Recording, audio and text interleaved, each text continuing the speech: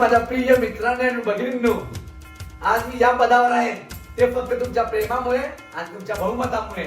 आणि मी सौरभ रावत एक मंत्री नसून मी तुमच्या विश्वासाचा एक प्रतिनिधी आहे. आपण निवडून आला म्हणजे सगळं झालं नाही, कारण मंत्रीपद ही एक मोठी जबाबदारी आहे. घंटा जबाबदारी नको म्हणतो मी मंत्री झालोय आणि मला याची मनपूर्वक जाणीव आहे.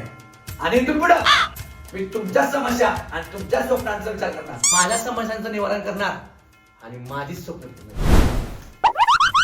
हे माझं वचन आहे. आणि मित्रांनो, हे पद मिळवण्यासाठी मी खूप कष्ट केले.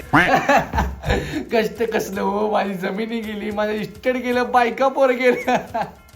खरं मी आता ती परत मिळवणार. आणि तेवढंच कष्ट तुमचं सुद्धा आहे, कारण तुम्ही मला जास्तीत जास्त मतांनी निवडून दिले. बोगस मतांना सगळं. आणि तुमच्या प्रत्येक मतामागे निस्वार्थपणा होता. तुम्ही साधं वचन सुद्धा मागितलं नाही माझ्याकडनं. निस्वार्थ. अरे हिने एक मताला माझ्याकडनं 1000-3000 रुपये घेतल्यात आणि ती भडवी पोरं रांडची गेल्यात बघा आता गोव्याला माझे पैसे घेऊन. कारण प्रेम मी कुठं फेडू फेडणार, आणि ह्या जन्मात फेडायचं आणि ह्याच 5 वर्षात फेडायचं. बघा की ह्या 5 वर्षात तुमची कशी भट्टी लावतो.